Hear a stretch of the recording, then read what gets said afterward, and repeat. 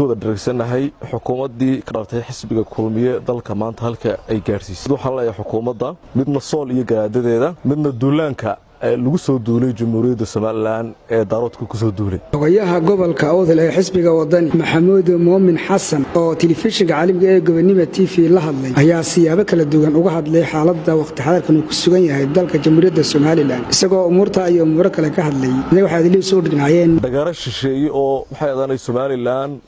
loo diyaarinayay inta oo sano oo ay dhismayd oo nabadgelyo ku naaloonaysay اعتراف عالم كرادينيسي madaxweyne waxa weey talada kaliya maanta lagu badbaadayo waa inaad doorasho qabato doorashadaas oo saddex xisbi qaran ay galayaan waxba ururada dadka adaba wada toban urur baa jirada ayaa kaama shaqeynayaan dalku maanta uu kala fadhiyaa sool gaar bay u fadhidaa Soomaaliland kalena xitaa guux baa jira waxa weey xukuumadii kulmiye fashilkii ay fashilantay waxa weeyaan maanta halkaas u gaaray marka waxa weey madaxweyne waxaan leenahay dalkan gacmahaaga yuru ku burburin waxa weeyaan ceebna ka qaadin taalkaasan kaga baxaya sool iyo garaadadeeda sool waa Soomaaliland weligeed way ahaanaysaa shacabka reer sool waa shacab aan jecelnahay nabadgelyadooda aan la jecelnahay wanaagooda aan jecelnahay Soomaaliland laakiin garaadada maanta jooga gobolka sool garaadana nabadii sool ka talinaya maaha waa garaado cid gaar ah u shaqeynayo Puntland iyo shaqo kale ay wataan marka garaadadaasi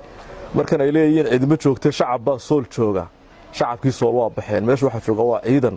isku yimid oo la isku yeeray oo duulaana isugu dhamaadeen reer soolow hadegdegina xukuumad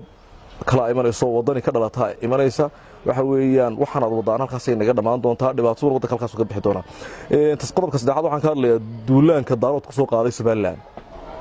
duulaanka daarood ku Soomaaliland ku soo qaaday waxa weey waa dhibaato jirta waxa weeyaan Puntland iyadoo shaadkeegi gashan ay doorasho shirkada ka qayb gasho aqbali mayno kana yeeli mayno dalkan waxa weeyaan maanta ciidankii qaranka ayaa difaacaya bari haddii sheekadu xumaato shacabku dhan baa soo galaya min bari ilaa galbeed dagaalka wala soo galaya waxana loo soo galaya waxa weey dalkan qarannimadiisa muuse lagu ma eegayo qaranka wala difaacanaya reer Awdal ahaana waxaan leenahay annagu Soomaaliland waa nahay annaga aan xuduudaha Soomaaliland soo xidhnay oo madaxweyne Daahir Rayaale Kaahil ayaa soo xidhay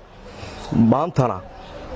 maxay hay'adaanay ka gaban mayno xuduudaha soo xidhitaankeyga